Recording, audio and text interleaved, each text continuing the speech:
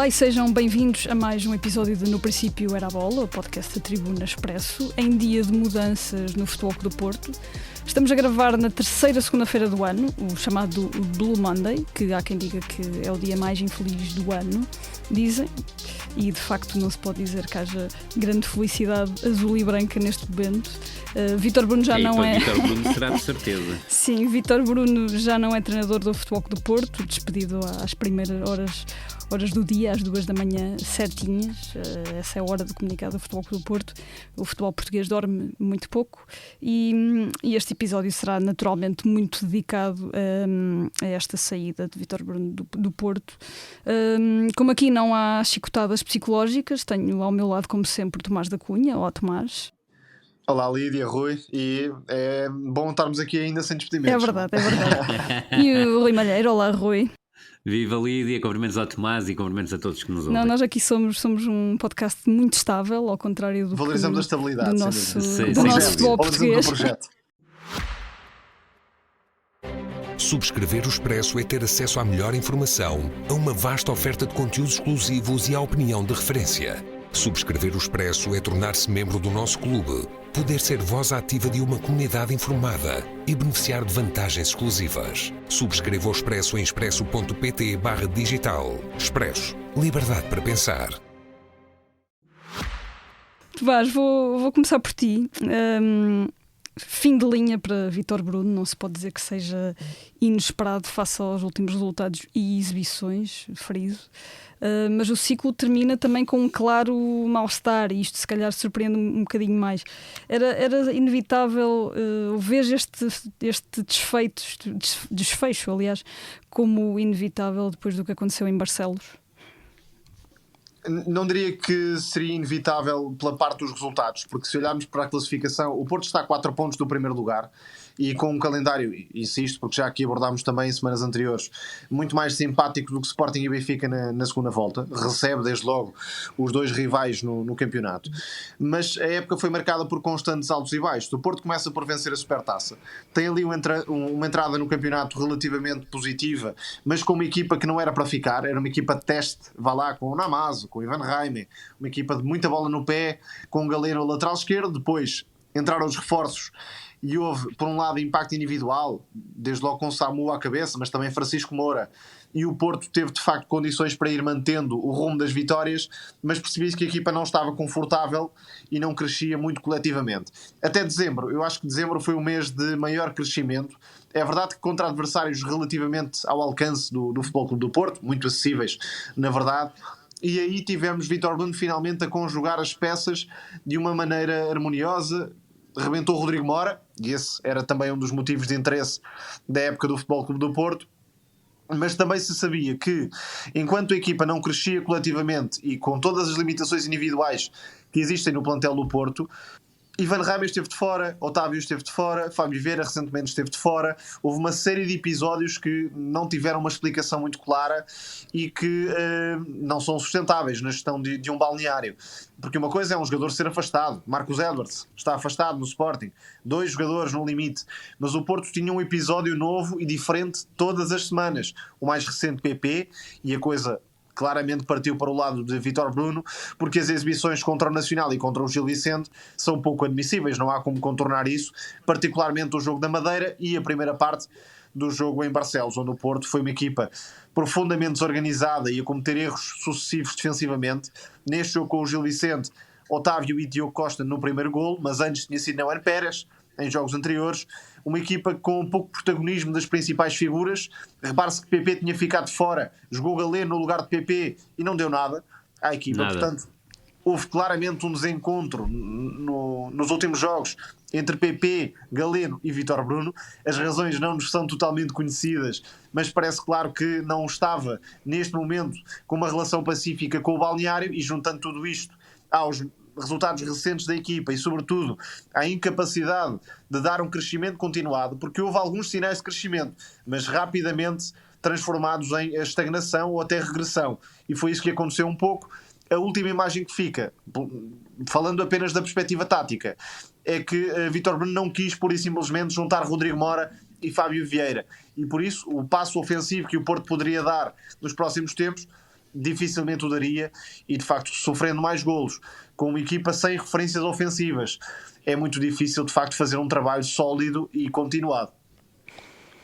Rui, passando agora para ti, Vítor Bruno entra no Futebol Clube do Porto também num contexto muito, muito específico e viveu sempre esta instabilidade.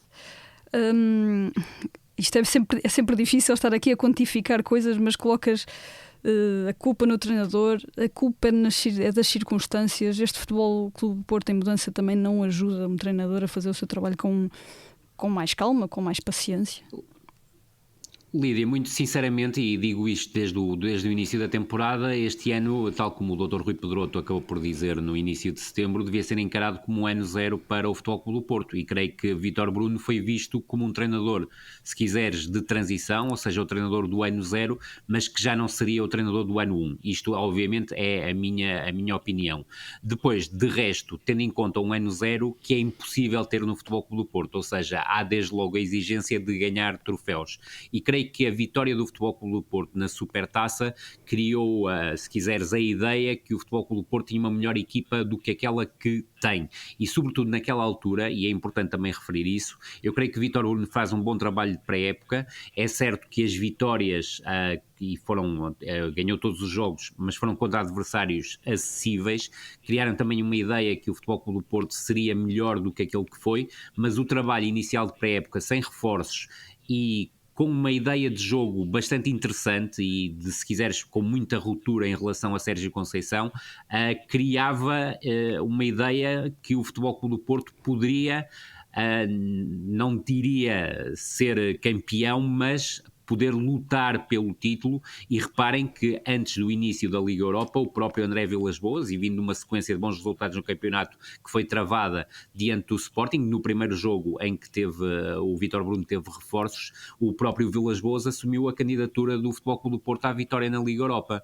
Eu creio que Vítor Bruno nunca correspondeu às expectativas dos adeptos, que queriam outro tipo de treinador. Mas acho que também não poderia, Rui, essas expectativas não podia. São completamente descabidas. O plantel é muito, muito limitado, é certo, e volto a frisar, e tu também já o frisaste aqui várias vezes, eu creio que o Futebol Clube do Porto, mesmo sendo nos últimos dias de mercado, acabou por melhorar o seu plantel, mas não melhorar o suficiente para poder competir, se quisermos, em termos de Liga Europa pela vitória no troféu, e mesmo em termos de campeonato tem um plantel claramente inferior a Sporting e a Benfica. Até porque os jogadores que podem marcar as diferenças têm características muito específicas. Samuel é um avançado que tem de ter a bola na pequena área, muitas vezes, ou em zonas de finalização. Cruzamentos e remates que lhe permitam não elaborar muito, apenas colocar a bola na baliza. E Fábio Vieira, que já fez bons jogos, é um jogador que parece algo distante da causa, muitas vezes não consegue, por um lado, ter o espaço preferencial e o contexto favorável, mas ele também não é um jogador que resolve individualmente problemas. E o Porto precisa, nesse momento, de jogadores que resolvam individualmente, não os tem, claro. E há um ponto determinante que tu tocaste, e eu creio que também será um dos males do Futebol Clube do Porto, sobretudo nesta última fase. A partir do momento em que tens a possibilidade de colocar o Fábio Vieira e o Rodrigo Mora, que, volto a frisar, entrou demasiado tarde na equipa, e o Vítor Bruno disse que fez um trabalho especial de gestão com ele, mas a verdade é que diante do Bodo Glimt, naquele primeiro jogo desastroso, se quisermos, do Futebol Clube do Porto, quando o Rodrigo Mora entra à meia hora do fim, o Futebol Clube do Porto praticamente namorou, se quiseres, a reentrada no jogo e esteve perto de o conseguir. Eu creio que a partir dali o Rodrigo Mora estava claramente em condições de ser titular do Futebol Clube do Porto. Mas um dos grandes problemas do Futebol Clube do Porto foi, na cabeça de Vítor Bruno, creio que não há outra hipótese de o dizer, foi a incompatibilidade entre Fábio Vieira e Rodrigo Mora no mesmo 11. É aquilo que me parece que seria o que mais poderia beneficiar a equipa portista. Depois há um aspecto que me parece determinante. A derrota na Luz por 1-4 decidiu claramente o futuro do Vítor Bruno, nomeadamente em relação aos adeptos do Futebol Clube do Porto. É um resultado inadmissível, algo que não acontecia há 60 anos. O Benfica é o arquirrival do Futebol Clube do Porto e os adeptos não aceitam esse tipo de resultado. E depois há 2 séries de 3 derrotas consecutivas, o que não acontecia no Futebol Clube do Porto há 40, 50 anos, e a verdade é que isso também não ajudou nada, quer na primeira fase, onde está englobado o jogo do Estádio da Luz, quer agora nesta fase em que, concordando inteiramente novamente com o Tomás, o Futebol Clube do Porto vinha numa fase de crescendo. Lembro perfeitamente que o Tiago Margarido, treinador do Nacional, antes do jogo, que acabou por ser adiado, ou se quiseres, protelado para uma fase posterior, mas ainda dentro da mesma jornada, disse que estava a defrontar o melhor Futebol Clube do Porto da época. E eram esses os sinais que estavam a começar a ser dados, mas a verdade é que a derrota com o Sporting para a Taça da Liga, a derrota com o Nacional com uma exibição absolutamente soporífera, em que convém sempre recordar que o Futebol Clube do Porto não conseguiu nenhum remate na primeira parte do jogo, e mesmo ontem em Barcelos, tendo sido ligeiramente melhor do que diante do Nacional, a equipa surgiu completamente desligada.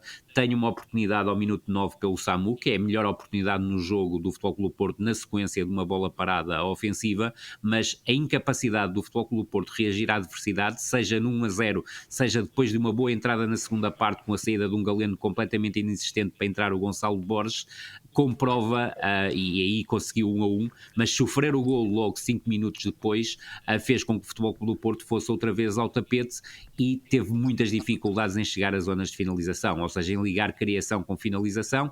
Há apenas uma oportunidade através do Dani Namazo, e a verdade é que, se quisermos, e olhando para o jogo, a equipa do Gil Vicente foi muito mais competente que a equipa do Futebol Clube do Porto. É certo que o Futebol Clube do Porto podia ter chegado ao empate no lance que acaba por ser invalidado do golo do Gonçalo Borges, após um ótimo trabalho de Denis Gul. E Gonçalo Borges foi o melhor do Porto, que também diz muito sobre o estado geral. Exatamente, diz muito sobre como está o Futebol Clube do Porto. E a verdade é que o 2-2 acaba por ser metamorfoseado num 3-1, e cá está. O Tomás há pouco salientava, e nós salientamos isso na semana passada, o Newend estava a cometer muitos erros. Desta vez tocou o Otávio, que está ligado aos 3 gols do Futebol Clube do Porto. Esta dupla não é nada sustentável, são dois jogadores de características muito parecidas, e normalmente Concordo. Uma dupla de centrais vive muito do equilíbrio e da complementariedade, sem dúvida nenhuma. E creio que também a partir do banco, tirando com a exceção da entrada do Gonçalo Borges, que definitivamente agitou o jogo, mas concordo inteiramente com o Tomás, quando o Gonçalo Borges é o principal desequilibrador da equipa do Futebol Clube do Porto, algo não está bem.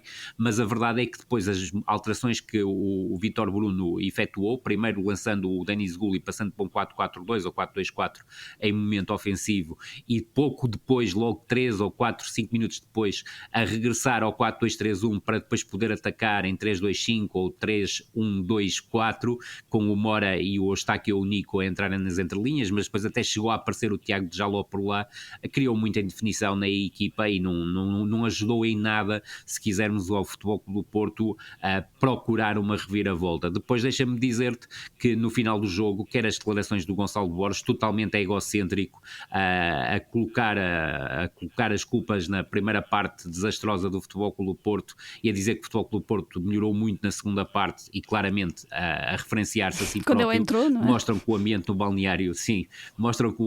no balneário, não é o melhor. Depois vimos a story do PP, que depois foi apagada, que também comprova que as coisas não estavam bem.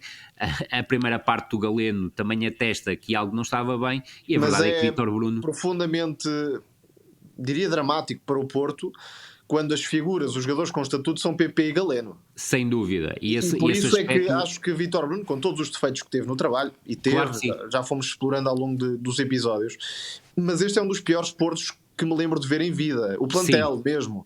Porque uma coisa, e aí Sérgio Conceição teve todo o mérito, foi sempre levando plantéis que também não tinham nada de especial, mas verdade, uma coisa é ter, vamos imaginar, 10 jogadores medianos e um craque na frente, um Luís Dias na frente. E repara que este Porto não tem esse tipo de figuras. Sem dúvida. E repara que o pior Futebol Clube do Porto que eu vi jogar, e são 40 e alguns anos a ver o Futebol Clube do Porto jogar, mas a partir da década de 90 praticamente vi todos os jogos do Futebol Clube do Porto, seja a nível nacional e internacional. O pior Futebol Clube do Porto que eu vi jogar foi o do Otávio Machado, mas tinha jogadores de grande qualidade, nomeadamente o Deco, que era um jogador absolutamente superlativo e que entrará na história do Futebol Clube do Porto provavelmente como um dos 3 melhores jogadores de sempre da história do clube, para alguns até o melhor de sempre.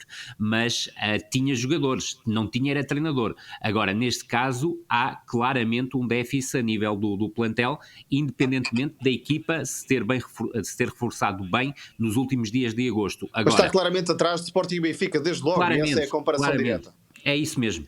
E depois também, quer dizer, saiu o treinador, os problemas não acabam aqui. Acho difícil. Não, um jogador, se calhar podem recomeçar. O PP, depois de daquela entrada nas redes sociais, ficar tudo na mesma, não é? O PP tem tido um rendimento deplorável desde o início da temporada, não há outra palavra. Não há. A diferença é que é mais fácil sempre tirar o treinador do que os jogadores, e nesse meio sentido plantel. Claro, acaba por levar a melhor, vá lá nesse braço de ferro. Em relação a Vítor Bruno, uma questão que não foi nada perceptível foi a dança de soluções que foi encontrando ou desaproveitando. Ivan Reimer começou, desapareceu. O Gonçalo Borges, de repente, no último jogo, Vítor Bruno é a grande figura. Houve sempre pouca coerência. O Otávio esteve 2 meses de fora. O Otávio teve 2 meses de fora. O Tiago Jaló teve ali um bom momento e depois nunca mais se viu o Tiago Jaló na equipa do Porto. Portanto, desde fora, e não sei obviamente o que se passa no treino, no balneário, no dia-a-dia, mas desde fora houve sempre muitos atritos difíceis de entender. E isto... Repara, Tomás, também podemos ir para a questão do Vasco Sousa, que começa a época como titular, eclipsa-se e depois num jogo importantíssimo na Madeira volta a ser titular e sai e já não foi opção no jogo de ontem. O Ana Varela também está a demorar a regressar, claramente a preferência vai para Eustáquio, não há dúvidas sobre isso. E que não era opção titular no início da temporada, o que não deixa de ser curioso. Sim, isto seria de alguma forma possível se o Porto tivesse um plantel muito profundo, e não tem. Futebol enraizado, com muitas soluções individuais. Não é o caso, e portanto acabou por criar mais problemas para si próprio Vítor Bruno, porque muitas vezes tinha uma escassez de alternativas no banco flagrante. Dá para vencer na maior parte dos jogos, mas quando o nível elevou um pouco, o Porto teve sempre dificuldades. Certo, e são 3 clássicos consecutivos a perder, isso é importante, e mesmo em termos de Liga Europa, nos jogos de maior grau de dificuldade, o Futebol Clube do Porto teve muitas dificuldades para se impor, mas a Lídia falava que a partir de agora as coisas poderiam melhorar, mas eu creio que defrontar o Olympiacos na quinta-feira, um jogo que é absolutamente decisivo para o Futebol Clube do Porto, não só para garantir a presença no play-off, mas sobretudo para poder ir para a última jornada e ainda a sonhar com o apuramento nos oitavos de final, com um treinador interino e com uma equipa técnica que até agora, pelo que deu para perceber, nunca trabalhou junta, é pelo menos essa a ideia que tenho, e peço desculpa se estiver completamente equivocado, mas eu creio que não é esse o melhor caminho que o Futebol Clube do Porto poderá ter, mesmo sendo uma solução interina. É que o jogo com o Olympiacos é verdadeiramente a sério. O Olympiacos até está à frente do Futebol Clube do Porto na classificação. Acredito que o Futebol Clube do Porto, mesmo com limitações, vai ter que assumir o jogo e vai ter que ganhar o jogo, custa o que custar, e o Olympiacos também é uma equipa que sofre muito poucos golos em termos de Liga Europa, mas imaginemos ainda que a solução definitiva não é encontrada até à próxima jornada, ou seja, até pode ser encontrada, mas o técnico não ser a aposta para o jogo diante do Santa Clara, porque poderá pedir tempo para olhar para os jogadores, e provavelmente a primeira vez que poderá ter contacto com eles será a ver o jogo diante do Olympiacos. A próxima jornada é com o Santa Clara, é certo que nós ainda não sabemos muito bem se o Vasco Matos irá continuar ou se irá partir para uma nova paragem, mas a verdade é que é um jogo em que o Futebol Clube do Porto não vai ter o Nico Gonzalez, que para mim tem sido o melhor jogador do Futebol Clube do Porto nesta temporada, independentemente de ontem provavelmente ter feito o seu pior jogo, e não deixa de estar na origem do golo do Futebol Clube do Porto, e o próprio Samu também foi expulso, e o Futebol Clube do Porto perde claramente a sua referência ofensiva. E vamos ver quantos jogos para Samu. Sem dúvida, e ainda por cima, depois daquele início absolutamente fulgurante que criou um embalo nos adeptos do Futebol Clube do Porto de ter alguém resolutivo como avançado centro, já deu para perceber, e tal como nós dissemos aqui várias vezes, que o Samu é um jogador bem diferente do Gyökeres, tem problemas a nível técnico que fazem com que ele não resolva. Não há como fugir à realidade. Samu está mais perto de Marega do que de Gyökeres, Evanilson, Jonas, nem mais. Colocar avançados mais modestos. Sem dúvida. Português e do Futebol Clube do Porto. Agora, tal como dizias, o Samu é capaz de marcar golos, mas precisa de ser alimentado, e o que tem acontecido, principalmente neste jogo, diante do Nacional e diante do Gil Vicente, é que o Samu praticamente não foi alimentado, e sem alimentação o Samu é incapaz de fazer a diferença. Rui, falavas já um bocadinho do que aí vem, e eu também queria partir um bocadinho para aí, porque eu, esta manhã, se fosse contar as pessoas que me vieram perguntar então e agora quem é que vai ser o treinador do Porto, eu podia ir almoçar faustosamente, se ganhasse €1 por cada pessoa que me perguntou. E então lanço-vos também um bocadinho esse desafio, que é olhando para o mercado de treinadores portugueses, não parece haver nada muito óbvio. André Vilas-Boas poderá virar-se para o estrangeiro, até por causa de Zubizarreta. Eu creio que ele irá virar-se para o estrangeiro por causa de Zubizarreta. Creio que no mercado nacional, olhando para as perspectivas, eu creio que o Daniel Sousa, se tivesse tido outro tipo de temporada, mas a verdade é que teve 4 jogos no Braga e 3 no Vitória, seria muito provavelmente a opção de Vilas-Boas para o futuro. Não irá acontecer. Não me parece que Paulo Fonseca tenha algum interesse em regressar ao futebol português, tendo em conta também e também não me parece o treinador ideal, pelo tipo de figura e de liderança que sem dúvida nenhuma. Um treinador de projeto, não propriamente aquilo que o Porto está a precisar e que diria estar disposto a aceitar. Porque exatamente. Se Vítor Bruno, no suposto ano zero, não teve propriamente muita margem para trabalhar e para errar, não será um treinador cotado que terá essa margem. E agora, entre a facção, e concordando inteiramente com o Tomás em relação ao Paulo Fonseca, mesmo para agradar à facção, e é uma facção absolutamente nítida e identificável, que tem vindo a protestar incessantemente contra a direção e contra o antigo treinador do Futebol Clube do Porto, eu creio que Luís Castro podia ser um nome unânime, mas volto a frisar que, tal como o Tomás disse há pouco, também é um treinador de projeto. Não sei se o Futebol Clube do Porto, neste momento, está em condições de apresentar um projeto a um treinador que, como sabemos, e tendo em conta também aquilo que tem sido os seus últimos anos, ganhou muito mercado lá fora e não terá dificuldade em arranjar um clube que lhe pague muitíssimo mais do que o Futebol Clube do Porto, mas poderá haver aqui também um apelo ao coração, já que sabemos que grande parte da carreira de Luís Castro foi feita no Futebol Clube do Porto, até em funções que não eram as de treinador, mas já passou por treinador da equipa B. Mas ele próprio pode não ter interesse em voltar a Portugal. É isso mesmo. É isso mesmo. Até porque no episódio que gravámos disse que tinha curiosidade para saber mais de mundo, exatamente, de saltar de sítio para sítio, portanto... Claro que sim. E esse ponto eu acho que é absolutamente essencial. É óbvio que já anda aí a rolar, como todos já percebemos, uma lista enorme de treinadores estrangeiros disponíveis. Eu acredito que a solução poderá vir de Espanha.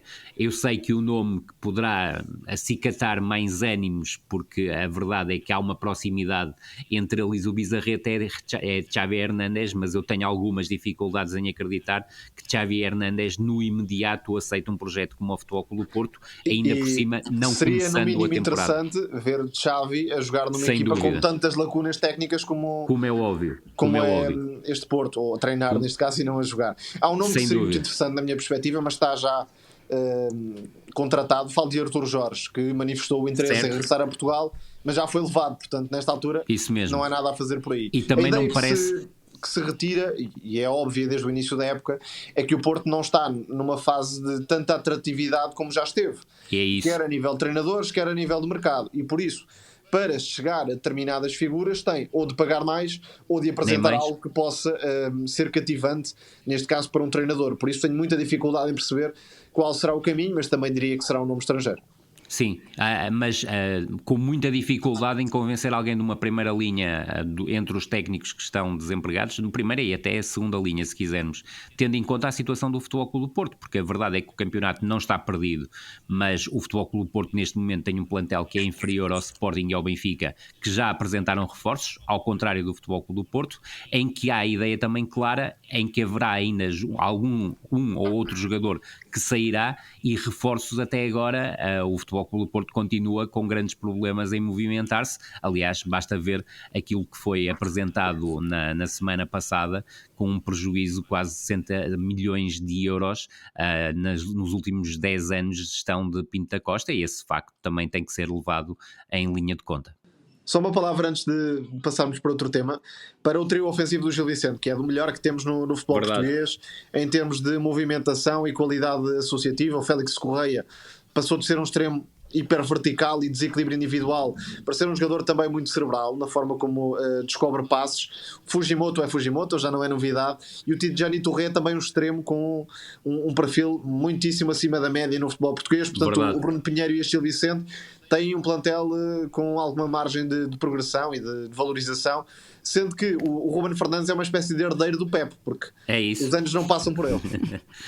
Não, é verdade, e sobretudo também dizer isto, Lídia, porque me parece justo. A vitória do Gil Vicente é justa, independentemente do Futebol Clube do Porto ter estado perto de fazer o 2-2, fê-lo, mas seria invalidado. Mas a equipa do Gil Vicente, principalmente na primeira parte, fez um jogo completíssimo, muito bem em termos de organização defensiva. Acho que o Gil Vicente descobriu um terceiro central que era um jogador muito fraco como médio centro, que é o Morigban, que limpa e ajuda muito quer o José Sá, quer o Ruben Fernandes a limpar ali o eixo central da defesa. E depois houve coragem por parte do Bruno Pinheiro, porque para além do tridente da frente que o Tomás já referiu, e creio que o Félix Correia é um jogador que está talhado para um patamar mais elevado, e a verdade é que o Sporting nesta altura está à procura de um extremo, e não ficaria totalmente admirado se o Félix Correia fosse um dos jogadores pretendidos pelo Rui Borges. Não sei de nada, estou só meramente a especular e a dar uma opinião, até porque não será para ser um extremo titular,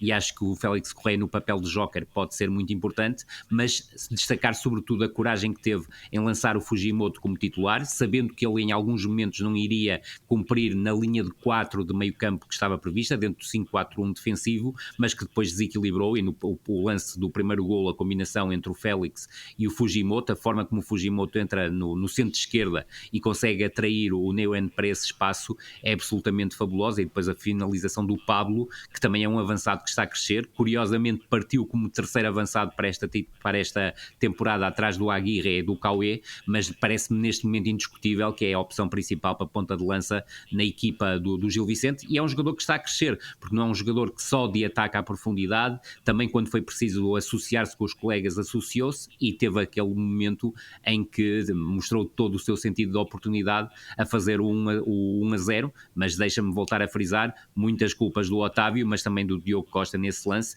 e a verdade é que o Diogo Costa, ao contrário de outras épocas e ao contrário também de alguns momentos nesta temporada, não tem feito tanto a diferença como fez em exercícios anteriores com Sérgio Conceição. Fomos apanhados nas últimas horas neste vórtex azul e branco que acabou com mais um despedimento na Liga Portuguesa, mas houve outros jogos durante o fim de semana. Eu ia propor-vos começar pelo Benfica Famalicão, que é o jogo de sexta-feira. Benfica ganhou 4-0 sem Di Maria, mas com Leandro Barreiro como goleador inesperado e novamente Sheldrup em destaque. Tomás, surpreendeu-te o posicionamento de Leandro Barreiro, ali um bocadinho mais vagabundo e com oportunidade de surgir na frente?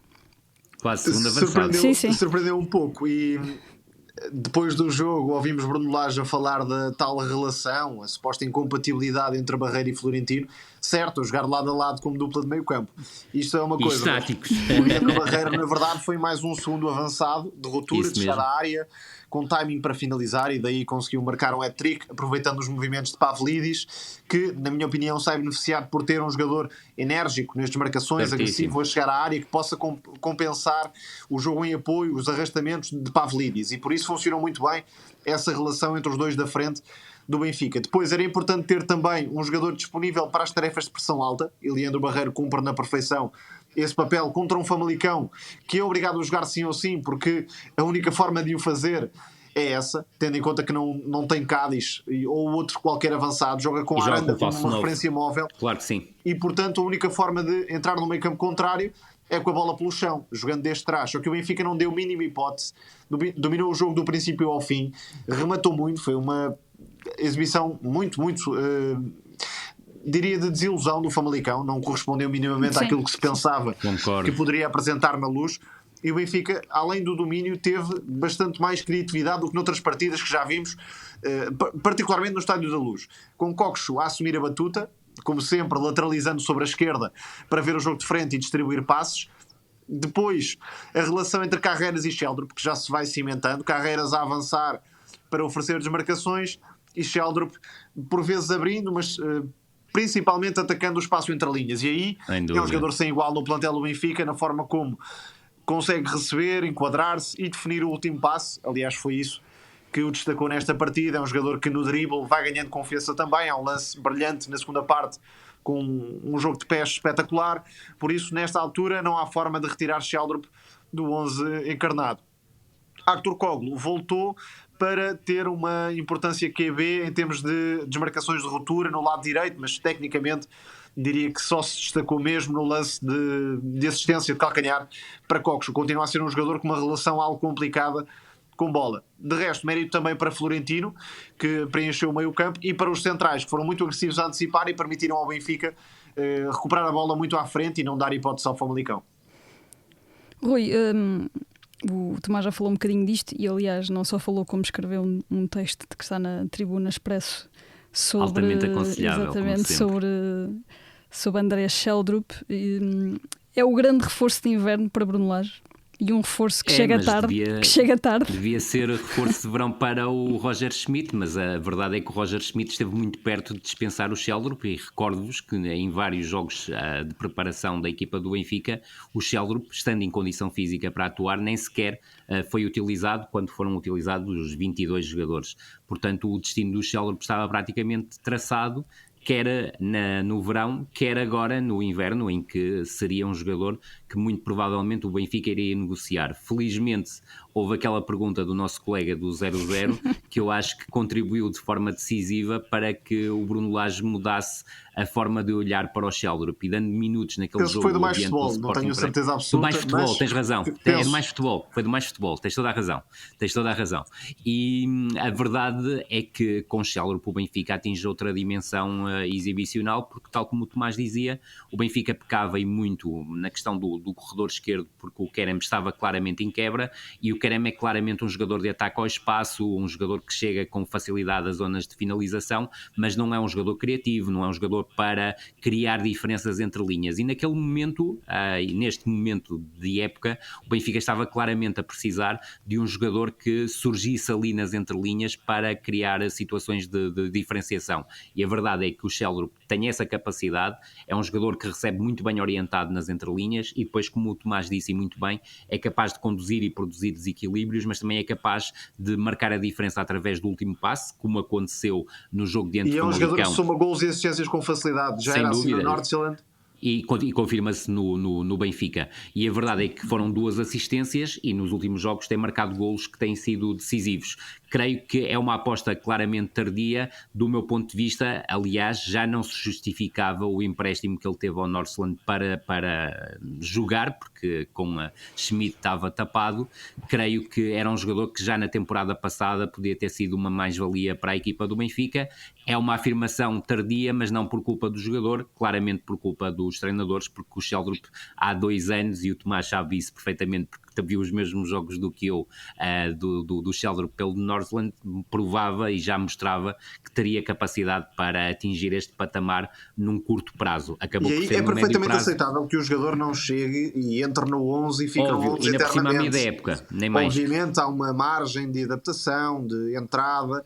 Outra coisa é não ter minutos, e era o que acontecia, desde logo aconteceu na primeira metade da época. Ou aqueles minutos de 3 minutos, não dá para nenhum jogador. Fez 15 minutos em dezembro e 17 em novembro. Certíssimo, isso diz tudo.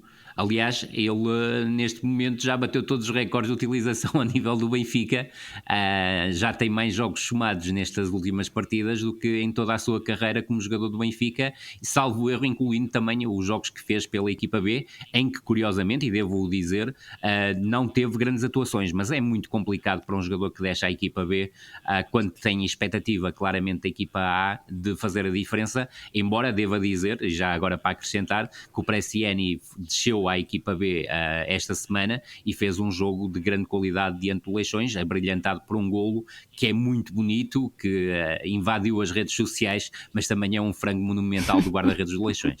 E este jogo também teve a ausência de Di Maria como ponto de curiosidade, e é indiscutível, mas não é de agora. O Di Maria monopoliza grande parte das jogadas de ataque do Benfica, não há como contornar isso. A escolha aí é entre ter Di Maria no clube ou não ter Di Maria no clube, e o Benfica tem feito a escolha. Aliás, fala-se até da possibilidade de renovação, mas acredito que com o novo lado esquerdo, isto é, com um lateral que ataca mais a profundidade, pode ser interessante conjugar Sheldrup, Di Maria e Carreiras como lateral mais de chegada à frente, até porque Di Maria pode ganhar mais o espaço interior e aplicar uma variação de flanco para que o Benfica ataque o lado contrário. Vamos ver, isto aconteceu na Taça da Liga, teve sucesso, mas não é certo que venha a ter continuidade, logo se verá. E num raro momento de discórdia contigo, Tomás, infelizmente para o Benfica, eu acho que o Schelrup não vai ser titular diante do Barcelona. Pois não ficava 100% surpreendido, acho que não era momento para regredir, seria momento para reforçar aquilo que o Benfica tem feito de bom.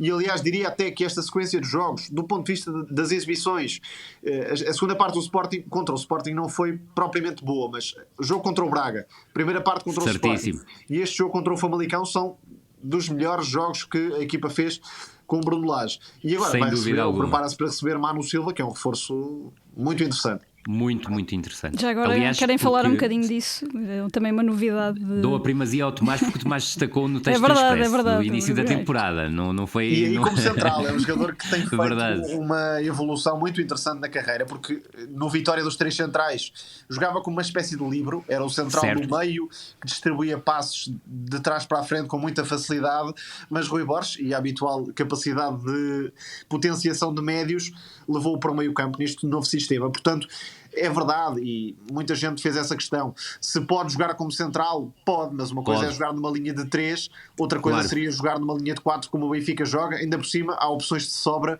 para Bruno Lage nesse sentido. Portanto, pode eventualmente passar pela posição, mas nunca será a prioridade, no meu entendimento.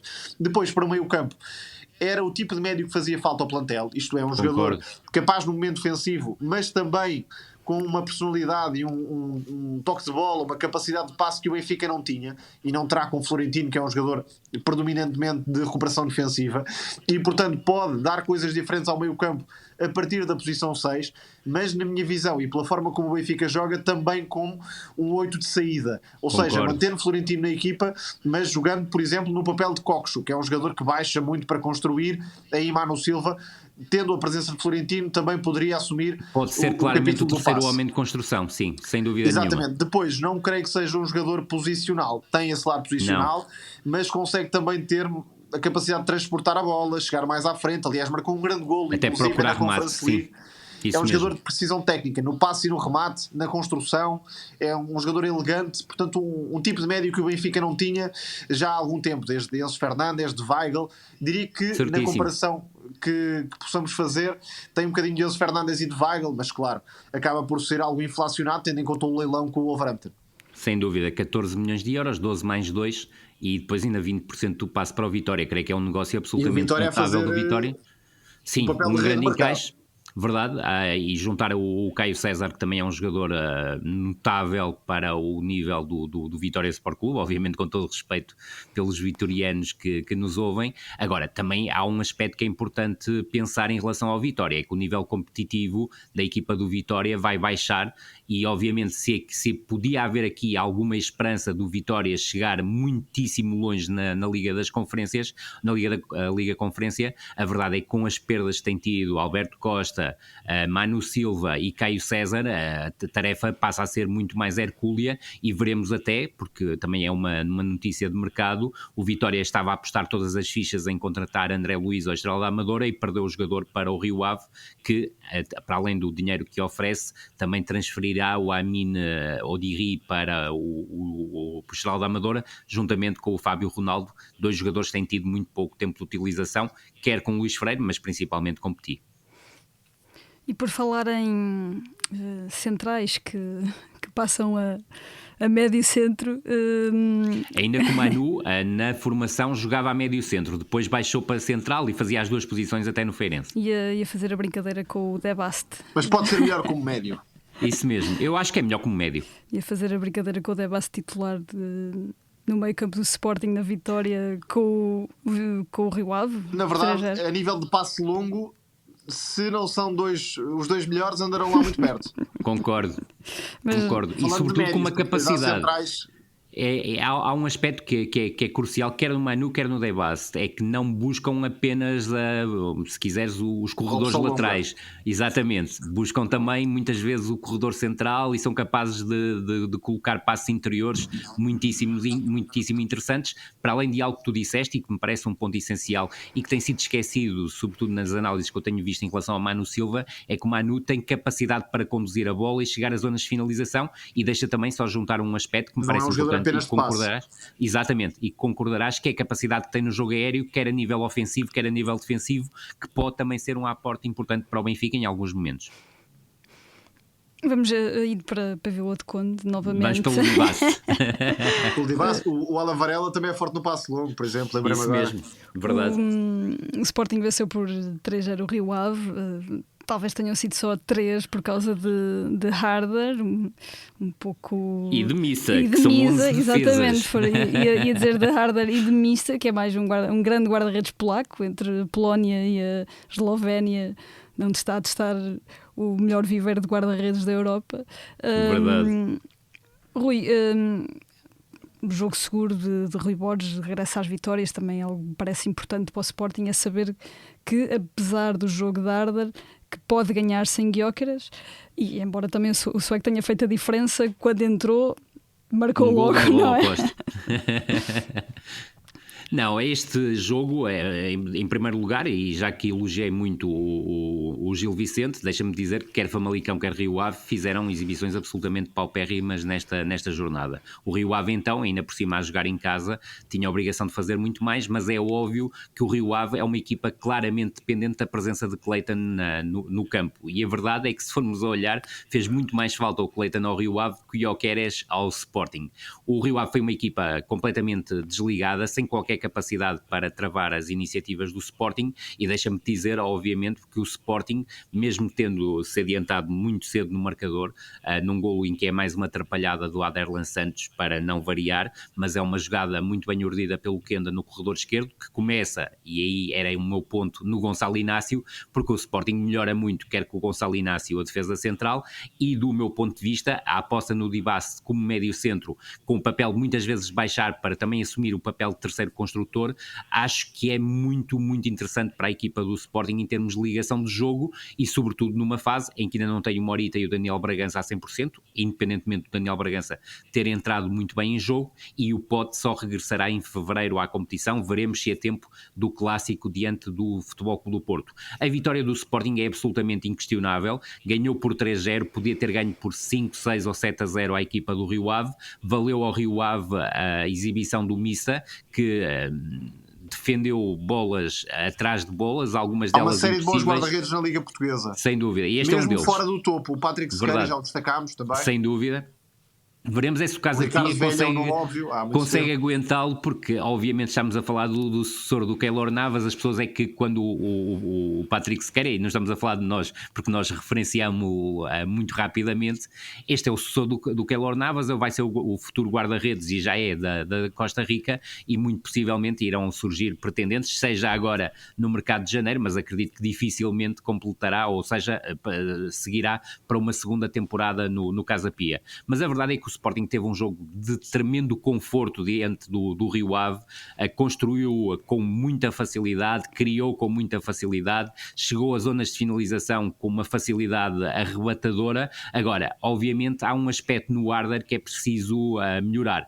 Ele praticamente, quando busca a baliza, não olha para a referência, ou seja, para o guarda-redes. Ele remata com uma violência tremenda e muitas vezes em direção ao guarda-redes. E esse aspecto ele precisa claramente de melhorar. Agora, faz uma primeira parte, do meu ponto de vista, muito interessante, até pelo trabalho que fez sem bola e até criar situações de perigo e para proporcionar finalizações a colegas de equipa. Na segunda parte tem 3, 4 ocasiões de golo que não pode falhar na cara do guarda-redes, e aí sim notou-se uma diferença colossal em relação ao Gyökeres, que mal entrou, foi capaz de estabelecer a diferença. E volto a frisar, foi uma vitória facílima do Sporting e, sobretudo, há um aspecto que me parece importante. Rui Borges até aqui tinha tido jogos de nível médio-alto, em termos de grau de dificuldade. O jogo de Vila do Conde não era fácil. Recordar que o Rio Ave não perdia há 20 jogos em casa, e a verdade é que o Sporting venceu de forma contundente e concludente e, sobretudo, mostrou deficiências no Rio Ave que para já, e isto do meu ponto de vista, com exceção da dependência que tem do Clayton, que já existia com o Luís Freire, não melhorou praticamente nada com a mudança de comando técnico. Veremos se haverá nesta operação de mercado do Rio Ave, com a chegada do André Luiz, com a chegada do Abe e do próprio Andréas, uma melhoria do coletivo, porque nomeadamente na zona central da defesa a equipa tem limitações profundas e que com a utilização de uma linha defensiva A4 ainda são mais expostas. Tomás, ia também pedir um comentário ao jogo, obviamente, e voltando um bocadinho à questão do Debaste, neste momento o Sporting se calhar tem mais defesas centrais do que necessita, não é? Já falámos até disso aqui. Tem menos médios. E menos médios, ou seja, menos médios do que seria desejável. Poderá estar aqui uma solução engraçada para Rui Borges, não é? Sim, uma solução interna na interpretação das características do plantel que pode ser benéfica, desde logo para Debaste, porque naquela posição consegue na mesma baixar e ver o jogo de frente e distribuir passes, e foi fantástico esse nível, mas tendo um papel diferente a defender, não está na última linha, não está tão exposto a erros como aconteceu em alguns períodos da primeira parte da temporada. E depois o Sporting ainda recuperou Gonçalo Inácio, que fez uma exibição espetacular, seja a ter passos por dentro, seja a variar o flanco para Jenny Catam. Portanto, a presença de Inácio em qualquer jogo do futebol português dá recursos ofensivos ao Sporting na ligação que são difíceis de igualar. E aí, com Debaste a lateralizar sobre a esquerda e com o Inácio a construir ao meio, o Sporting teve uma facilidade tremenda de entrar no bloco do Rio Ave, principalmente sobre a esquerda. Sim. Onde o Arder muitas vezes apareceu em apoio, e foi muito importante na primeira parte esse trabalho sem bola, mas também a criar ligações com o Kenda do Conrad Arder, e a partir daí também lançando as combinações do Maxi Araújo e do Kenda cada vez mais confortável naquela posição interior sobre o lado esquerdo. Falta-lhe um nível de eficácia, diria, embora quase tenha marcado um golaço na primeira parte. E o Maxi Araújo, que atravessa o melhor período, um jogador mais confortável, mais integrado, criando melhores relações à volta com Kenda, jogando mais à frente, claro, embora também tenha poder de condução e em certos momentos é solicitado para avançar em condução e bater a pressão do adversário, mas é um jogador que em profundidade, ou pelo menos mais alto no campo, consegue dar coisas melhores ao Sporting. Jenny Catam e Trincão estão uns furos abaixo. Jenny Catam, aliás, leva uma série de jogos muito, diria, displicente em determinados momentos, sem conseguir marcar a diferença, e Trincão por temas físicos, acima de tudo. Trincão, por temas físicos, não consegue dar aquilo que deu em grande parte da primeira volta. Depois, na segunda parte, só não houve goleada maior, porque Ardas de facto demonstrou alguma imaturidade do ponto de vista da finalização. Não é nada muito preocupante, até porque fez uma primeira parte muito positiva, mas é um jogador que tem de procurar mais a frieza e não apenas rematar para rebentar as redes da baliza. Muitas vezes é isso que acontece com o Radarda. De resto, jogo muito simples, jogo, diria, ao nível dos melhores que o Sporting fez com o Ruben Amorim, e isso é otimista para Rui Borges, até porque mudou muitas coisas, e não apenas no modelo, mas também a nível de descoberta de soluções. Há jogadores que jogam em posições diferentes daquelas que ocupavam, desde logo o caso de Debaste é paradigmático. E jogam bem, e esse é o aspecto fundamental. Exato, e o Rio Ave não é uma equipa qualquer, embora esteja a ser uma desilusão na temporada, mas tem um plantel muito interessante, não está a responder propriamente a alto nível à troca de treinador, e depois, como o Rui referiu, a ausência de Clayton impede a equipa de ter uma referência que possa segurar o jogo e permitir o adiantamento dos médios. Fica de facto a exibição de mista de Rui Silva, não vimos absolutamente nada. Nada, exatamente, e foi a estreia. E não vamos ver esta semana, faço assim a ponte para o que vem a seguir. Hoje não vamos ter as habituais rúbricas, assim exigiu a atualidade, mas não vamos embora sem passar os olhos pelos duelos europeus, pelo regresso do futebol europeu, e com jogos muito importantes para as equipas portuguesas.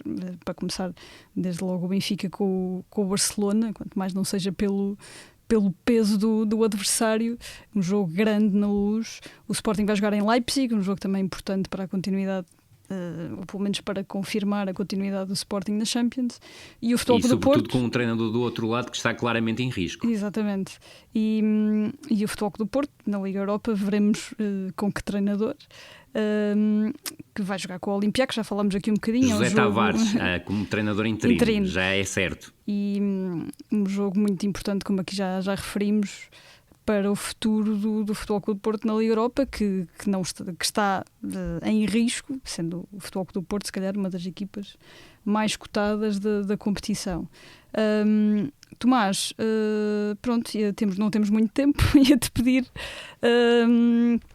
um comentário, o que é possível, o que é que podemos esperar desta semana de jogos europeus, com jogos muito interessantes para as equipas portuguesas. São muito interessantes, de facto, e até diria que para o Benfica, por razões óbvias, o jogo é uma oportunidade, mas um desafio grande.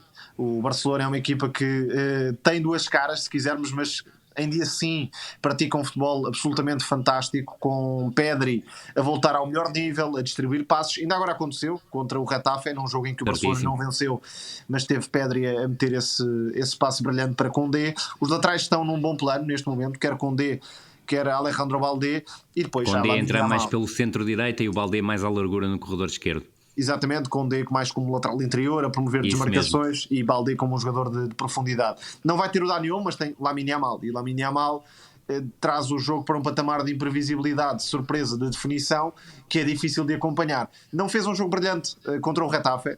Para o Benfica, a tarefa aí é simples, é tentar ao máximo minimizar o impacto de Lamine Yamal. Lewandowski já não é um avançado tão temível como foi noutras alturas, embora continue a marcar golos, mas já não está presente em todos os jogos propriamente.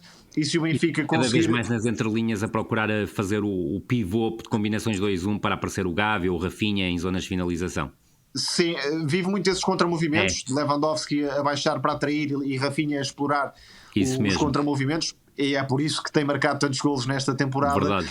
Mas de facto o Barcelona depois também tem muitos problemas defensivos. É uma equipa que se expõe muito, desde logo nas costas da última linha. Portanto estou curioso para perceber qual será a abordagem de Bruno Lage.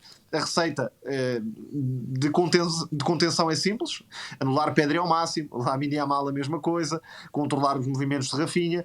Depois vamos ver como é que desenha as saídas do Benfica para o meio campo contrário e para aproveitar as fragilidades do Barcelona. O jogo pode definir-se muito por aí. Sim, e não se pode esquecer que o jogo não tem só um momento, que é um momento defensivo, e eu acredito que o Bruno Lage, olhando para aquilo que foi o jogo com o Getafe e sobretudo a vitória do Atlético de Madrid em Nou Camp, eu não sei se ele não estará tentado a voltar a recriar o 6-3-1 em momento defensivo. É certo que o Barcelona tem muita dificuldade para superar blocos baixos, e aí tem uma dependência muito grande da capacidade do Lamine Yamal criar desequilíbrios de 1 contra 1 ou até no 1 contra 2, mas a verdade é que mesmo sobrecarregando as entrelinhas e muitas vezes colocando 4, 5 jogadores nesse espaço, o Barcelona tem tido muita dificuldade contra equipas que jogam em bloco baixo. Agora, se o Benfica jogar em bloco baixo e partir de um 6-3-1 em momento defensivo, vai ter muitas dificuldades para chegar à frente, e esse aspecto é preponderante, porque tal como Tomás disse, e muitíssimo bem, o momento mais fraco do Barcelona é claramente a transição defensiva, seja porque pratica uma pressão alta que é forte e pode valer recuperações que valem contra transições, mas se o adversário conseguir superá-la, vai encontrar muito espaço, quer pelos corredores laterais, quer nas costas da última linha, que está muitas vezes adiantada e tem um problema, não sei se concordas comigo, Tomás, sai muitas vezes mal para fora de jogo, com os dois centrais a não serem equilibrados. Arrisca muito, está sempre, obviamente, exposta a determinados erros. O Leandro Barreiro garantidamente vai jogar naquele papel de médio de trás para a frente, tentando ganhar espaços nas costas da defesa e aparecendo a finalizar. Sem dúvida. E o Sporting em Leipzig é uma equipa alemã, é sempre uma equipa complicada para as equipas portuguesas, mas vive numa certa instabilidade de resultados, mas tem jogadores está muito a ser importantes uma das ilusões da prova, na verdade. Sesco. Mas também por isso pode ser um jogo muito tranquilo. Tem qualidade individual de topo, desde logo Sesco, que é um dos avançados em ascensão no futebol europeu, Xavi Simons e por aí fora, mas ao mesmo tempo também é muito difícil de prever qual será o 11 do Leipzig, porque esta competição já não é prioritária para a equipa alemã, naturalmente. Verdade. E depois, coletivamente, tem muitas fragilidades. É uma equipa que oferece espaços e Gyökeres pode ter um jogo estando disponível, vamos assumir que está disponível. E não sei se reparaste, mas ele neste último jogo manteve a tripla de centrais, mas mudou os 3 jogadores de posição, o que também não é uma grande ideia. É um treinador muito experimentalista, se quisermos. Está constantemente a alterar posições. Saivaldo, que costuma jogar no centro-esquerda, passou para o centro-direita. O Orban, que normalmente é o central pelo meio, passou para o centro-esquerda. E o central, que normalmente joga no centro-esquerda, que é o Klosserman, passou para a defesa central pelo meio. Exatamente, muitas trocas, talento ofensivo em Barda, Xavi Simons, sem dúvida, jogador que é um jogador de um nível incrível, faz toda a diferença. Verdade. Mas pode ser um jogo com golos. Vamos ver como é que o Sporting tem consistência ou não defensivamente. Se travar o Leipzig em termos de atacantes, provavelmente vai vencer o jogo e vai fechar o apuramento. Deixa só dizer que, tal como a Lídia estava, e se calhar muitos dos nossos ouvintes não sabem, ao contrário do que era esperado, as aquisições de inverno já acertadas não vão poder jogar estas 2 jornadas de Liga dos Campeões, Liga Europa ou Liga Conferência, o que significa que o Rui Silva não vai jogar no Sporting, nem o Baku, que passou a ser o dono do corredor direito do Leipzig, vai jogar, admitindo que vai experimentar mais uma vez o Nusa a jogar como lateral ala direito, já que o Gertruida tem tido muitas dificuldades de adaptação ao futebol alemão. Já falámos um bocadinho do Futebol Clube do Porto Olympiacos, por outras razões. Não sei se querem... O Olympiacos é uma equipa perigosa e aquilo que vimos diante do Sporting de Braga vai repetir-se no Dragão, ou seja, vai defender mais baixo do que defendeu diante do Sporting de Braga, até porque o jogo era em casa, e depois vai procurar explorar, como é hábito, um jogo mais direto em relação ao avançado mais fixo. Agora, quer uma, quer outra equipa estão a jogar claramente pela sobrevivência na Liga Europa, e esse aspecto tem que ser levado em linha de conta pelo Futebol Clube do Porto. O Olympiacos tem uma vantagem do ponto, o Futebol Clube do Porto precisa de ganhar para se colocar já numa posição confortável em termos de play-off e para ir para a última jornada com um pequeno sonho de poder chegar aos oitavos de final, porque acredito que na Sérvia se consiga impor ao Maccabi Tel Aviv, seja já com um novo treinador ou não. Maccabi pode ser uma ameaça à defesa do Futebol Clube do Porto. Depois há velhos conhecidos, David Carmo, Gelson Martins, Chiquinho e outros jogadores muito interessantes. O Santiago Eza, desde logo, que fez parte da campanha até à final da Conference League. É um médio também com possibilidade de alcançar outros voos, mas convém não esquecer o tal lado psicológico. O Porto trocou o treinador. Certo. Normalmente a solução interina, o efeito da chicotada psicológica, dá bom resultado, por isso a jogar em casa, o Porto é favorito, claro, a vencer o Olympiacos. E com esta passagem pela Semana Europeia que aí vem, o regresso do futebol europeu, fechamos mais um episódio no Princípio Era a Bola, hoje muito dedicado ao momento do Futebol Clube do Porto, e não podia estar mais em conformidade com a atualidade. A sonoplastia hoje foi do Tomás Delfim. Muito obrigada por nos acompanharem desse lado e até para a semana. Muito obrigado a todos, até para a semana.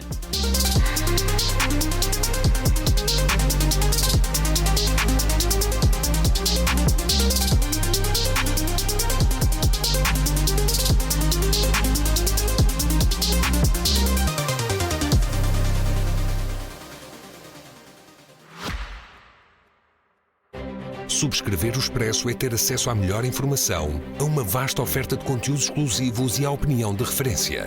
Subscrever o Expresso é tornar-se membro do nosso clube, poder ser voz ativa de uma comunidade informada e beneficiar de vantagens exclusivas. Subscreva o Expresso em expresso.pt/digital. Expresso. Liberdade para pensar.